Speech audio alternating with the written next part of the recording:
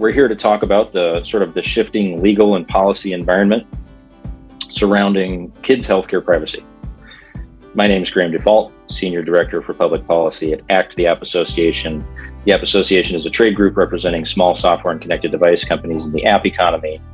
We're proud that our member companies are solving problems digitally, leveraging platforms to do so in virtually every industry, from smart agriculture and education to healthcare and identity management services like with Share ID and the services that Privo provide our panelists today. So very quickly, let's just run through some of the top line topics so that we can kind of draw on them later in our discussion. Number one thing I'll mention: Congress and state legislatures are working on general privacy reforms right now. If you look at what the state legislatures are considering right now, there's about 200 bills out there dealing with consumer privacy in one way or another. And a lot of these bills are sort of trying to solve specific privacy problems. For example, in healthcare or biometric data, we've counted about 70 that are general privacy reform, though. So bills of general applicability that would amend the consumer protection laws in those states. And they are analogous to sort of the general privacy reform bills that we're seeing in Congress right now that would amend the Federal Trade Commission Act, and that would sit sort of aside from the other federal privacy silos we have with HIPAA, with Gramm-Leach-Bliley, which regulates financial services, and with FERPA. The other thing to note, and as background, is that there's sort of a growing universe of digital health data that exists and that is being accumulated outside of the HIPAA umbrella. Most health apps and devices marketed directly to consumers are not necessarily one of the kinds of entities that fall under HIPAA, covered entities or business associates. And so these tools have really helped consumers, and from period tracking apps to wellness monitoring. There have been a lot of benefits that they have provided, but they also pose these privacy risks because they are collecting and processing and transferring pretty sensitive healthcare information. So there are these growing concerns there, and a major question that folks in Congress and those of you who are working on the Hill and working on these issues are grappling with, which is, what do we do about the more sensitive data that is outside of HIPAA? And what are the tools, to the third point that I was going to mention, that the Federal Trade Commission has? And not too long ago, just to give an example, the Federal Trade Commission interpreted its rule requiring notification after a breach of certain kinds of health information, interpreted it to mean that there has to be notification to consumers, even when a company is voluntarily disclosing data in certain circumstances. So it's an example of the FTC using current authority in ways that wasn't necessarily intended by Congress or by the rule itself. And so it sort of underscores the need for Congress to do a little bit more to authorize the ability for the Federal Trade Commission to address privacy harms and not just sort of the breach notification scenarios that we've seen in the past. Number four, children's privacy is an important aspect of the general privacy reform. Folks on the presentation here probably know about the Children's Online Privacy Protection Act, COPPA. There's also proposals out there like the recently introduced Kids Online Safety Act, which is patterned off of the UK's approach to requiring companies to act, quote unquote, in the best interest of the child. So with proposals like that out there, there are a couple of different streams on, updating the law to protect kids. There are also proposals to update COPPA to sort of be expanded to older kids, so sort of adolescents, not just where it stops now at 12. And so those proposals also are considering, what do you do about the knowledge standard? You have to know whether or not somebody is of a certain age before having to get verifiable parental consent if you're not otherwise child directed.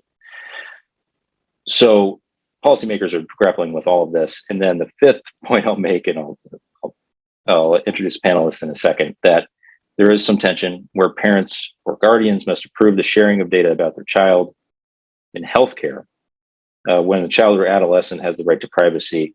This is a matter often of state law and how states deal with kids' healthcare privacy in a healthcare setting. And we will get into that a little bit more. But we have, as I mentioned, an excellent panel to chew on these issues. And I will start by letting them introduce themselves.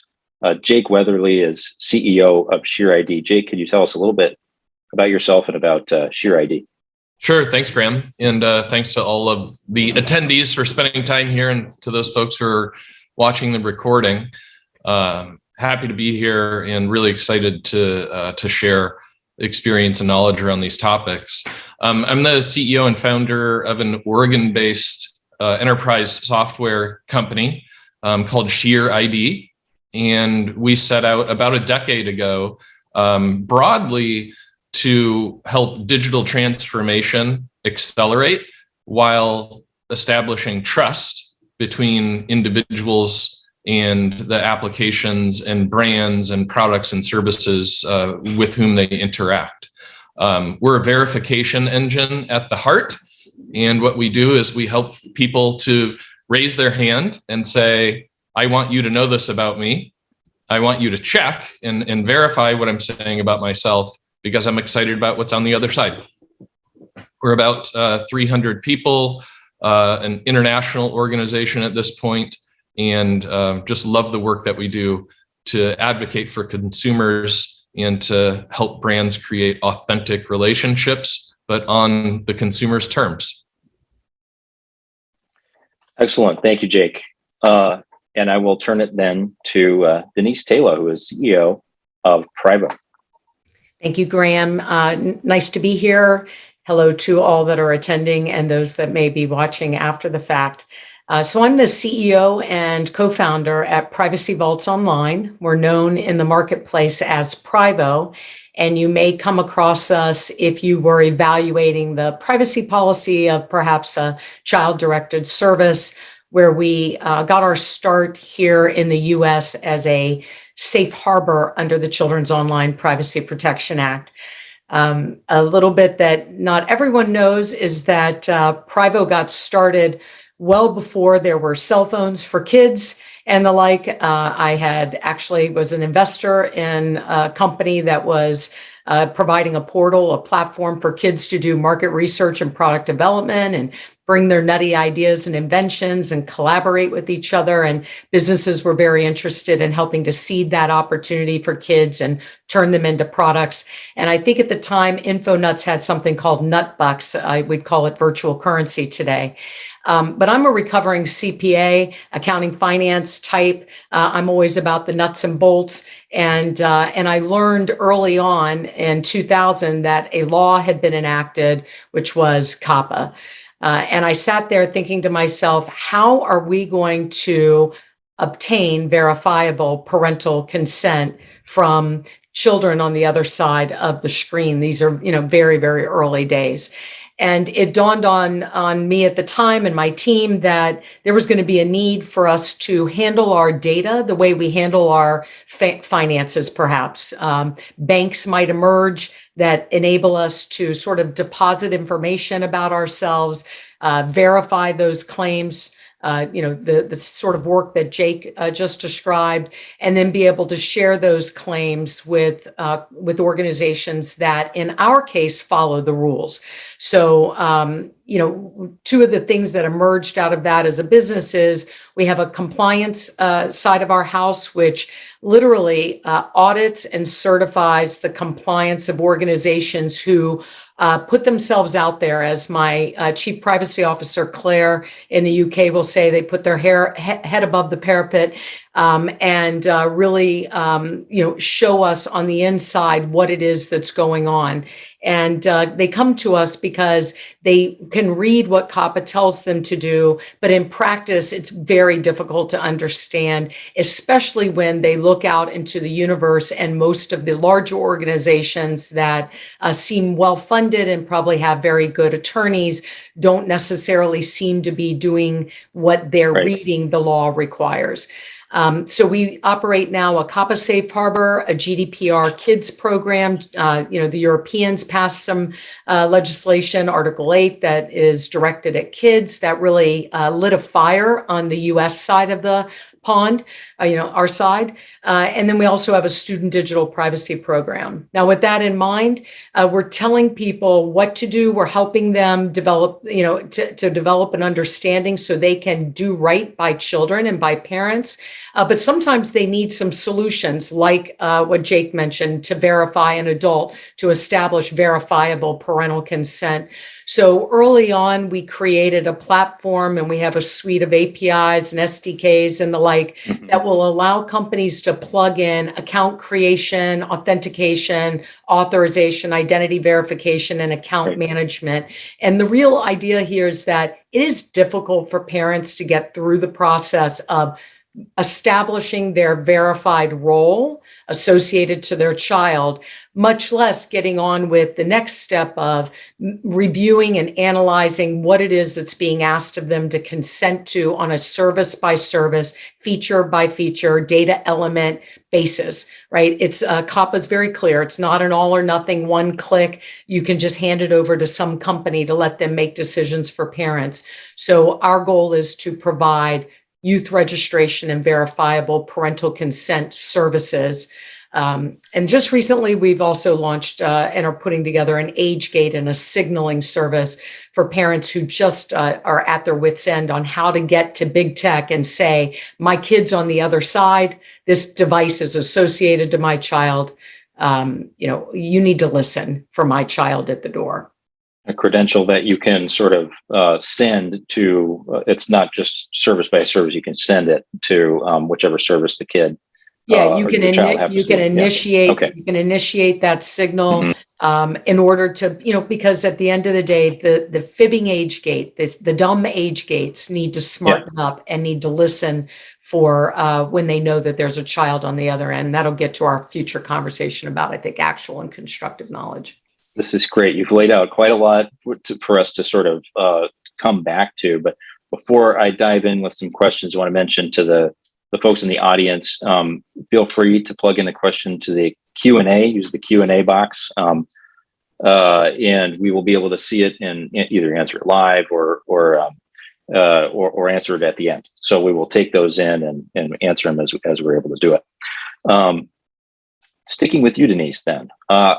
One of the things that I think some of the members of Congress that are looking at this as they're considering ideas to update COPPA or to expand it to older kids, one of the things they're asking is, how do safe harbors like Privo and others, how do they provide substantially the same or greater protections for children, as the protections that are just in COPPA? And so how does Privo sort of enhance the ability of companies to come into compliance and protect kids better?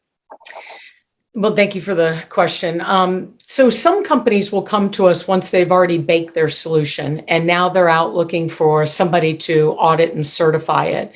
And I would say that's the least interesting approach that we find. The sooner you get professional assistance to understand the rule and sort of look at the mocks before you start building, the better off you are. But that team of professionals is led by our chief privacy officer. There's a team of 10 individuals, and they spend their day working with the clients to get under the covers. That means doing a packet scan analysis. First of all, what is your content? Who are you directed to? Do you know your audience? Once you know your audience, how are you, what features and functionality are you planning to make available to those different audience ranges? What data are you going to collect, and how does that map to those features and functionality? Where on the COPPA sliding scale do you land as far as the assurance level of verifiable, associated to verifiable parental consent?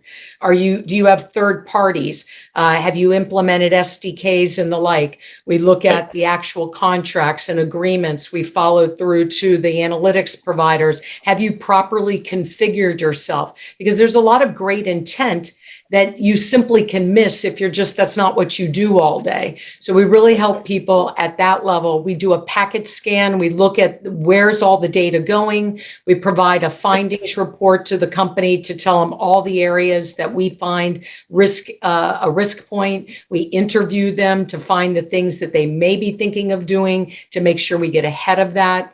And ultimately, if they can demonstrate that they are in it for the long term and have done the things necessary to meet the regulation and meet our program requirements, which I would say are a tick better than what the law actually requires, then we can certify them and provide them with our seal or shields, depending on which jurisdiction we're doing our work under. And then we stick with them. We seed the data. We're constantly watching what's happening in the marketplace.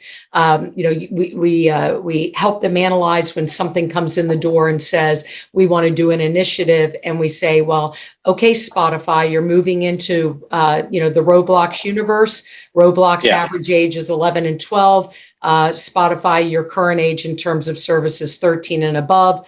There's a disconnect. So we try to help people with the disconnect. And I give that live example because I think it's critical that we start looking at what the big boys are actually doing in the marketplace right now. And you mentioned the big boys, because what you're describing sounds like something that some of the bigger companies are probably doing in-house and able to do in-house.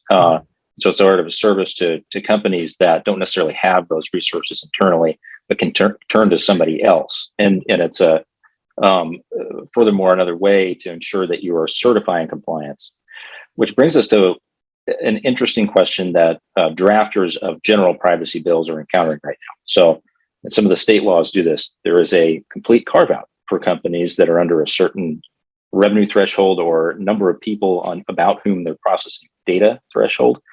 So the effect would be, by carving out from the entire scope of the rules, the company doesn't have to comply, and they're sort of seen by the market is sort of the effect of this, seen by the market as not being able to comply with privacy laws that larger competitors. And so what we've been telling folks that are working on these bills is that consider instead, potentially partial carve-outs, but also, safe harbors instead of a carve-out, so that companies can have access to assistance getting into compliance, the imprimatur of being in compliance and doing the work with a company like Privo or a group like Privo, to audit and make sure that what the SDKs that they're using, for example, that they're evaluating them the right way, because software is ultimately just a bunch of building blocks that you put together, and that sometimes you just have to have some help in determining what the privacy implications of certain aspects of the building blocks are going to be. So that is one thing to consider. Well, go ahead. I'm sorry, Jake. Yeah. Well, I was just going to say, I agree. And I think that the carve out, regardless of how that threshold is designed, you also have to look at the history of innovation and growth, especially in technology companies. So you could be, under 25 million, if that's the example being used, and have a meteoric rise and become like the most popular application or game or service or what have you. And because you were carved out, you basically didn't plumb, design, and architect foundationally in a way that's compliant. And so I think it also does a disservice to those small startups to really allow them to start with a crumbled foundation and in essence have to like re-platform at some point kind of penalizing them for success. Yeah, that's a great point, Jake. And I'm going to give you everybody a really great example they can relate to. In late 2016, I was recovering from a small surgery, and I got a phone call that said, "Oh, I see you've got a quote in the New York Times. There's some company called Musically." And I said, who is that? Isn't that company that I heard was the fastest growing social platform for first graders and above? And in that article, it ended with a very clear statement by the advertising group behind them, which basically said the regulators have rules, but we don't see any enforcement. Wink, wink, nod, nod. It's really a joke. Nobody's doing anything about it. And I remember picking up the phone and calling into the executive staff to say, hey, how can you have no age gate? Your terms of service say 13 and over. You're the fastest growing social network for first graders. And they were very adamant that they cared very much and very deeply about children's privacy, and that parents should recognize that the kids should be 13 and over. But that didn't stop them from going to the toy companies and the like. So what happened then? Brought in a big fancy team, sold for $800+ million to ByteDance in China, which is became now TikTok, spit back at us. So I estimated that there were 16 million children in the U.S. alone under the age of 12, actually, not necessarily 13, that were in that app whose data went with zero protections in place. So a reason why we need general privacy protections alongside of children's privacy protections. And then one other example I'd like to give is in COPPA, there's already a carve out for not-for-profit.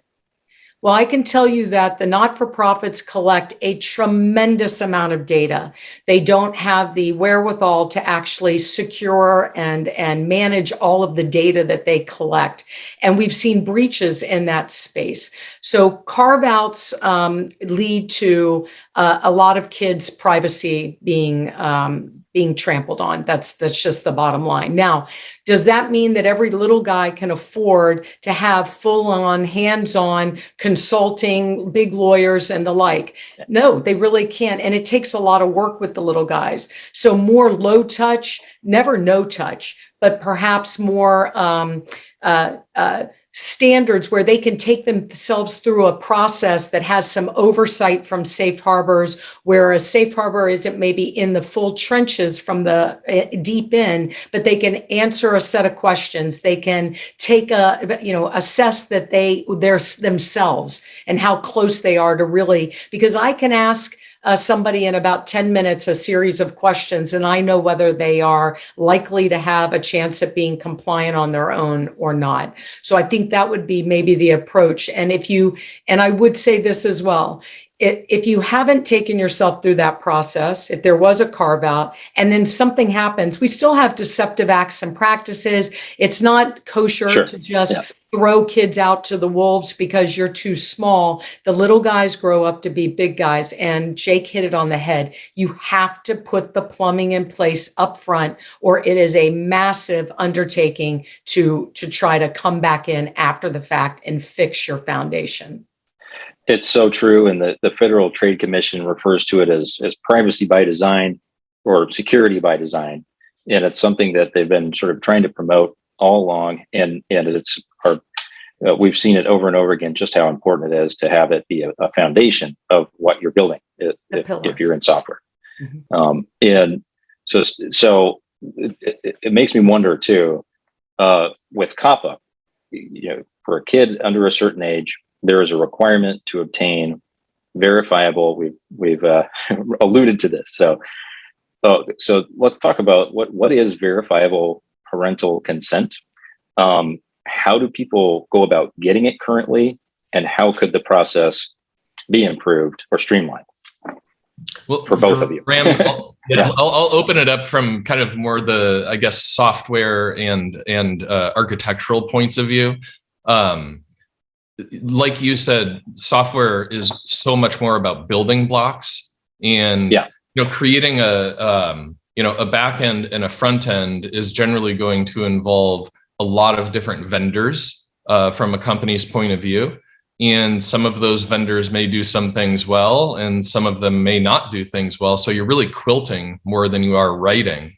And it's super, super complicated. And the bookends are so far from one another in terms of how product teams are addressing these questions. So if you think about verifiable, and then you think about chain of custody on data, where it's being shipped, where it's being processed, where it's being stored. It's not just verifying that somebody is who they say they are and that there's a parent-child relationship, but there's device layer authentication and verification. If an email address is being used, is that really that individual's email address? Has it been compromised, or is it somebody who's trying to attach digital identity to a newly spawned email address, or an email address that's being used for nefarious purposes? The device layer itself, there are companies like iOvation, who was acquired by TransUnion, that do device layer authentication, where there's almost like a digital fingerprint based on the historical use on that individual device, in yellow flags or red flags if that identity is trying to be used on a different device. It's a lot of people probably encounter it when they get a new phone or a new computer, and suddenly they're going to places where they normally go and having to jump through all these hoops. So all of these different attributes, some of which are verifiable, and there's a whole collection of vendors who can do that. Other attributes, these are nuts that haven't been cracked yet. And so they're almost, it's kind of like the know your customer regulations, anti-money laundering regulations that are so well established with financial services, or Fair Credit Reporting Act, in the ability to go through a dispute resolution that can be documented and has to happen within a certain window in the name of accuracy and truth about individuals and their history. And so, Denise, I think because of all of the audits that you do, you can probably talk about some of the good techniques that you've seen and some of the questionable techniques at best that you've seen out there in the wild. Well, thank you, certainly. And I'm going to start with what is the definition of verifiable parental consent under COPPA? It's using reasonable methods in light of available technology to ensure the person providing consent is the parent or guardian, none of which is being done by any company. No company is doing anything to do the actual relationship between the parent and child. Now, that might sound like the sky's falling, and I'm going to say, no, it's not, because we have to take steps into this process. And getting an adult verified and on the hook under a contract who can claim a child relationship and then have some contract law behind that is a good step that probably covers off 85% of the use cases. I think when I was growing up, drinking age was 18, and kept changing on me as I was, as I was going to 19 and then 21. So, the idea of you ask some adult to go in the that's only a year older than you to go in the 7-Eleven and buy you a 6-pack and bring it out. Okay, do I think that there's a lot of parents or individual adults verifying as an adult and claiming your child to then say, yes, they can be on TikTok? No, I don't think that's a big issue that we need to spend all our time trying to be particularly precise about. I think as more parents and children are known in the real world through healthcare, through education, through after school programs, through their front page of their tax return, there's all sorts of verified parent-child relationship that just needs to be onboarded, in my opinion, into a credential where people can be both anonymous and accountable to systems. So the big thing about verifiable is very key here, and we cannot lose this. I fought it tooth and nail early days, and that was something they called Email Plus. And basically it became the sliding scale. And we've built our solution around the sliding scale because we tried to come down the throat of verify every adult to a fullest extent, whatever that might be. There's a spectrum, and we had massive drop off.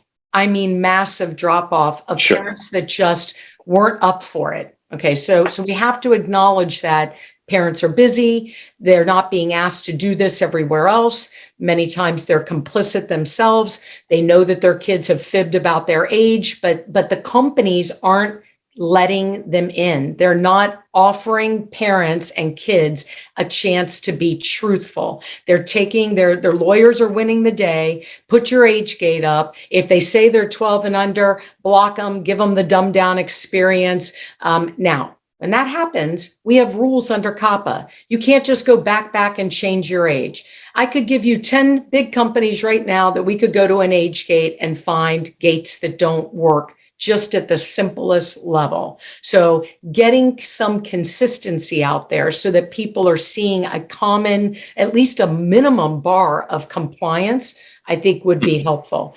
But back to verified on that scale. There's a lot you can do with children to get them engaged in your service without having to use their data.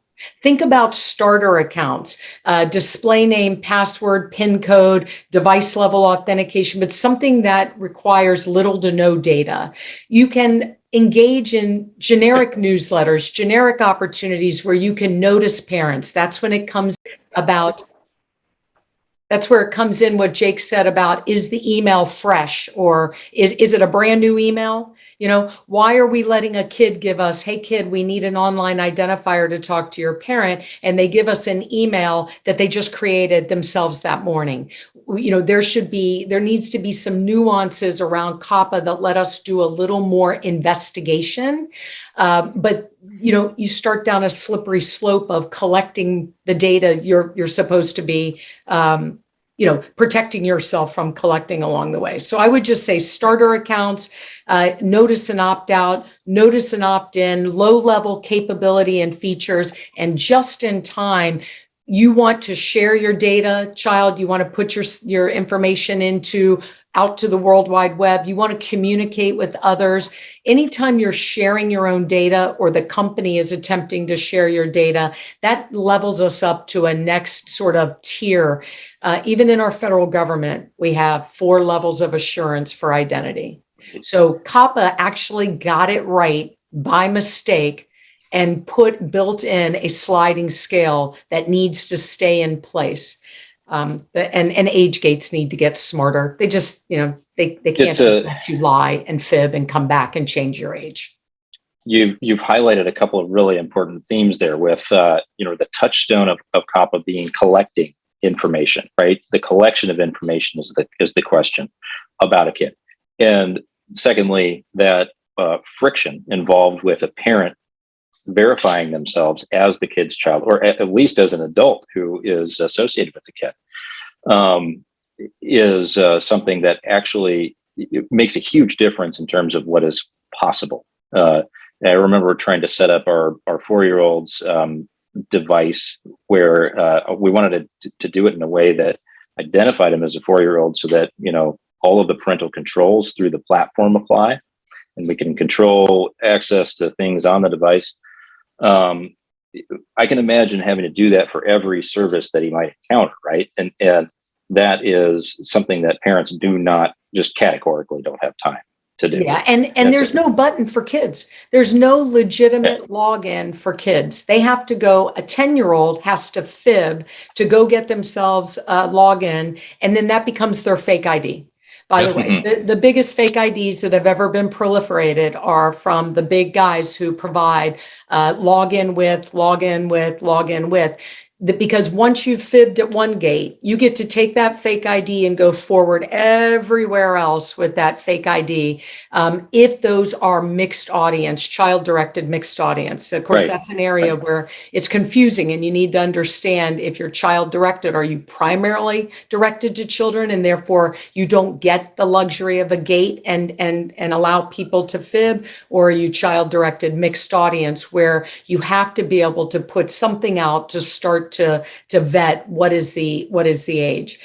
I will say, though, that we've got to do a better job with what we have to work with before we throw the towel in and let all of these companies implement artificial intelligence, age estimation. Hey, kid, turn your camera on, in the name of making sure that you're really in a particular age band so that we can then get on with privacy protection. I'm very concerned about the mixed message of parents in the home saying, no, kids, you can't do that. And Right. companies saying, in the name of protecting you and doing what we're supposed to do, Yeah. we're going to start surveilling your clicks, your likes, your Yeah. movements, your language choices to determine ourselves whether or not you're a child. And I would say to the regulators listening, let parents at least have an opportunity to sign up and put companies on notice.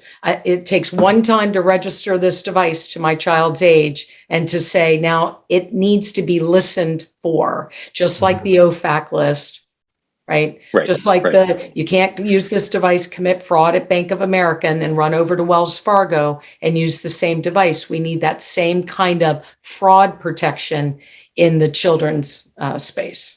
And it's like a fraud data consortium, right? The need is for a platform that's designed to do good. And I agree. I like the fact that you use the term fib, because what we see is like little white lie to get into a student program. Well, they're not really asking me if I'm a student. They're just asking for a .edu email address. Or if you analyze email providers and like new account creation, date of births, the percentage that are January 1st and then fill in the blank on the year is just completely off the charts, because 1-1 are the easy default choices. And so that little white lie that then I think a lot of people don't realize is going to be then perpetuated throughout your digital life, because that's the foundation of your digital fingerprint, if you will. It gets amplified in essence. And one of the things that we talked about, Graham and Denise, is this switch that we're starting to see among consumer brands. And a lot of this comes down to the crumbling of the cookie, the handling of personally identifiable information, companies who have been outed because PII is being sold out the back door for digital surveillance purposes. Taking a step back, Jake, for the audience, what are you referring to by the crumbling of the cookie? So what we have is this history of, based on original internet architecture of basically a pixel, small piece of software being placed in your browser on your device that then allows you to be followed online. And slowly but surely, think of it as a snowball, gathering more and more personally identifiable information and behavioral information in order for you, for example, to start a purchase in an e-commerce cart and abandon that purchase, right? Close that window. And then I'm sure everybody's felt or experienced this. You come back to that website and there is your cart with that still in it. Or you leave that website and you go to read the news, and lo and behold, there's a digital ad for the product that you just looked at. So that's how cookies have created, in essence, digital surveillance. And what we've seen with Tim Cook and the philosophy at Apple, what we're seeing with other big software companies and technology companies who are fast following, I think some forced by GDPR, CCPA, others forced by a groundswell in the consumer community of not wanting to be followed, is the elimination of the cookie, the elimination of online tracking, or at least the crumbling of online tracking. So I think what we're seeing is a shift from CRM, which, like Salesforce, a customer relationship management platform, to CMR, customer managed relationship. So I may want you to know my wedding anniversary because I'm going to spend my anniversary at your property. And then I might want to take that back after having a wonderful time at your property, because I don't want you to fill my mailbox and my email with marketing to get me to come back. Don't worry, if I had a great time, I'm coming back, but I don't need you to perpetuate that piece of data about me in order to continue to market to me. let alone sell that to a partner or another, data company or something along those lines. Mhm. First party relationships are going to become very important again. And I think where we were maybe pre-internet time, there was a bit more of that. But and in the kids space, what you've had is everybody who has a product or service that's attractive to kids has pretended they're not engaging with kids, and therefore they have no first party relationship. And interestingly enough, COPPA lays the groundwork, the framework for actually having first party relationship with kids with the parental or guardianship aspect playing in, and then you have to provide all the other pieces of besides just following the rules, giving people the ability to revoke that consent, to to not abuse your first party relationship with someone. But Denise, that brings up this really interesting. So I want to get to this because it's like while we're on this subject, you mentioned that there is sort of a desire and a pattern of companies pretending like they don't know about kids accessing we're a general audience service provider. So it begs the question, and policymakers are wondering, do we need to expand the scope of COPPA to companies that have quote unquote constructive knowledge from the actual knowledge standard, or is this really a problem of enforcement and the ability to gather the right evidence to enforce actual knowledge? Personally, I think it's the latter.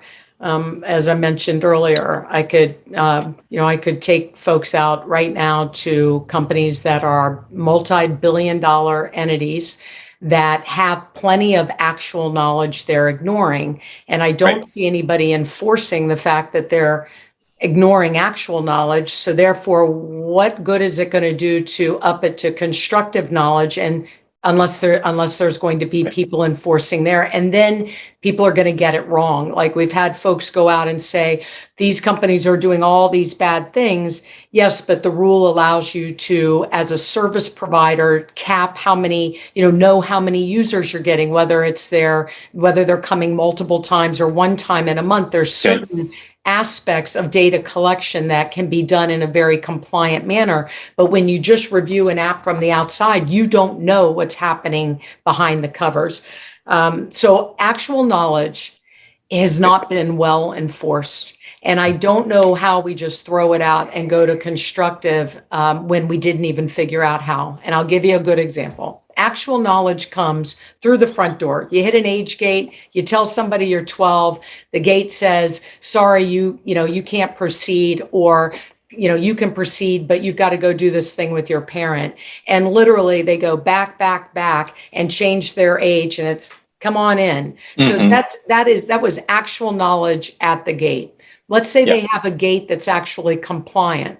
Then they, as we've said, there's all these technology building blocks that make up something. So you have these big companies that have bought many other companies, right? And they bring them into their sort of ecosystem, and they all have their own databases and their own gates. So I could take you to a $50 billion entity right now that attracts a tremendous number of children, that has no gate at the front door, except in one section.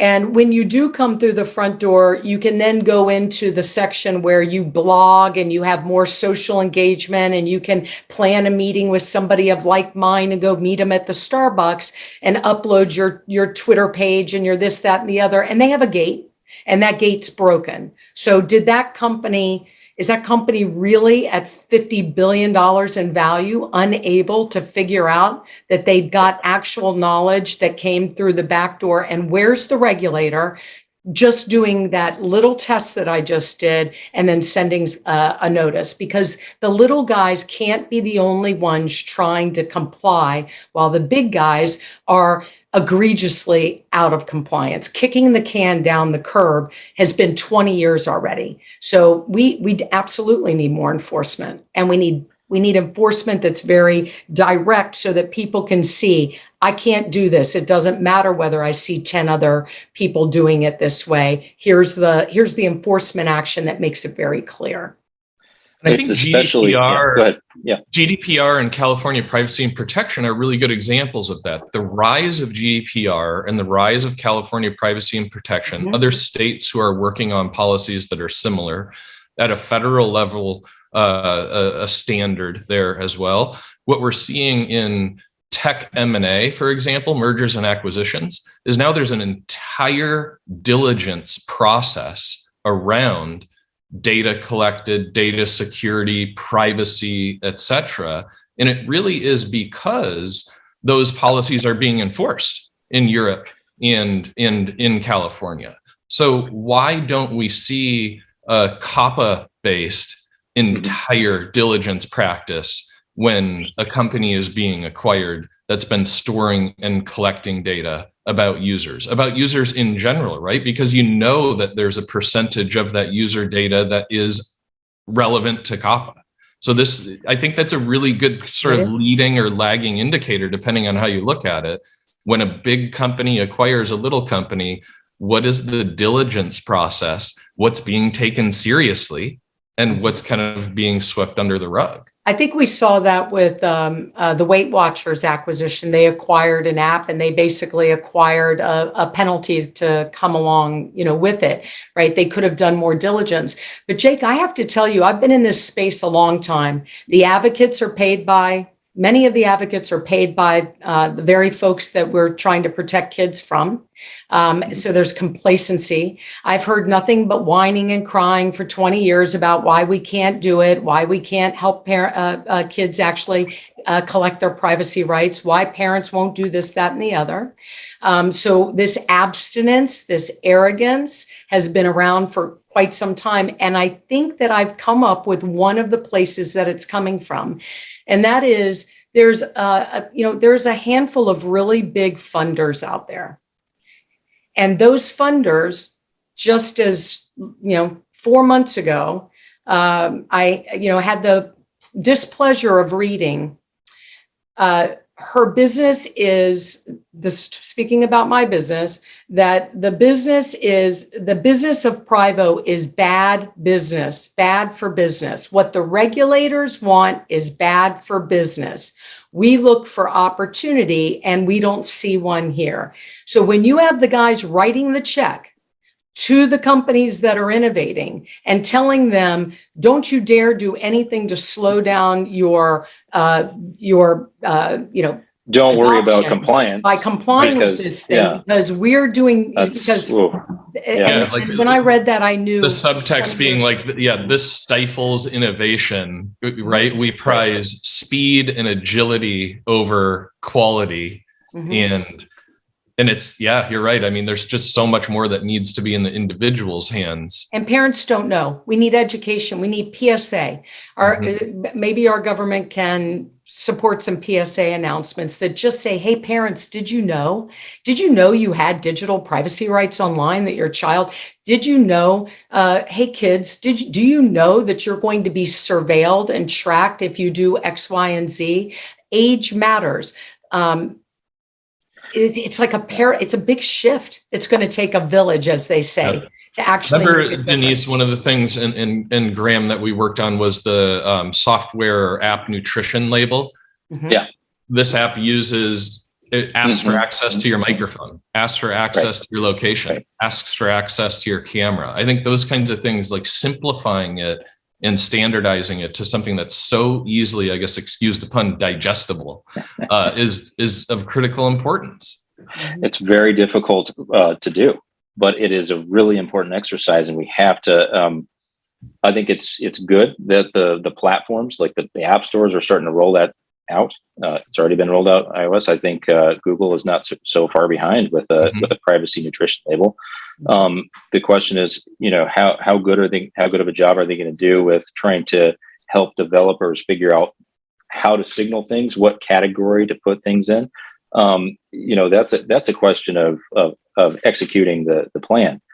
But the idea is that the market has created this kind of thing, and it has created a way in which developers can more clearly and in a, like you said, digestible way communicate to their users what kinds of data and what they're using it for. So for us, it's a positive development. It's even better that the market has created it because it can shift. It's not stuck in statute necessarily, but it should complement sort of a federal privacy approach. And to your point that, you have a bunch of state laws that have been enacted and they're starting to come into force, and they're going to start to be enforced in the next couple of years. They look really similar. Colorado looks really similar to Utah, looks really similar to Virginia, looks really similar to Connecticut is pending, but they have differences that look tiny on paper, but from a compliance perspective, are pretty serious, because you have to figure out, it's not just a Russian doll. Well, if I comply with the most stringent, then I'm complying with all of them. That's not exactly how it's going to work in all cases and in all types of data processing activities. So You're that's right. one thing. The level of complexity that then invites and this is that dialogue that's happening in the background right now, like you're talking about, Denise. Does that stifle innovation?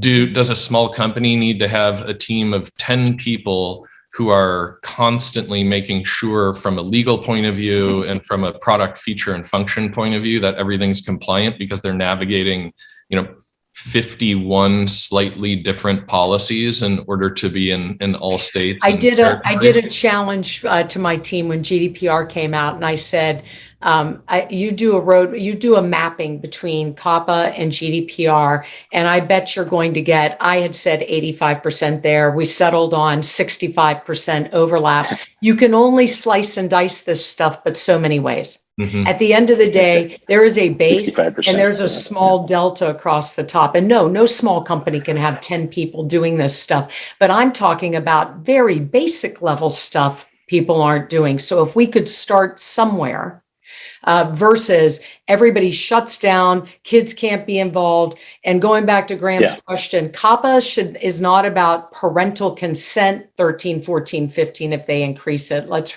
remember it's very different, right? It's about teens' rights. They can't be forced into sort of egregious marketing without opting themselves in. But we will see, I think, is teens having to prove their identity. It's like when you talked about the Fair Credit Report and the ability to do dispute resolution, what you're seeing now at the gates is, I said I was 14, somebody's come along and said, you look like you're 10, they've put my account on timeout, and now I need to prove myself to be 13 plus. Mm-hmm. And I would just encourage companies, don't leave parents or adults or other adults out of the equation to help give kids a leg up. We don't have to assume that no adult exists in any child's home to actually help them. And if some adults are able to engage, more adults will engage alongside of them if it's easier. Do it once, associate your child once, and then be able to, move that attribute around against whatever credentials you're already using. It shouldn't be done at every door. That's it's music to my ears, the concept as a parent who needs to be able to do this for my kid at some point.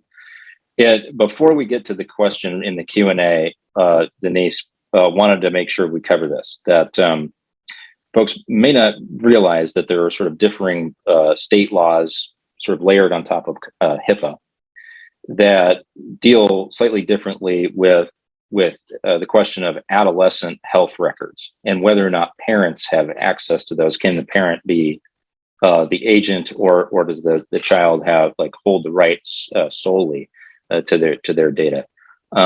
Can you tell us just a little bit about that? I think what we have is a situation where in certain states, and it can be complex, between the ages usually of 13 and 17, children have privacy rights around certain aspects of their healthcare. And so to give them access to their electronic healthcare record, they need to consent to the parent having access to this subset of their record. Right. And the fundamental problem is that we've all just forgotten the fact that, you can't sign a contract if you're 17 and under.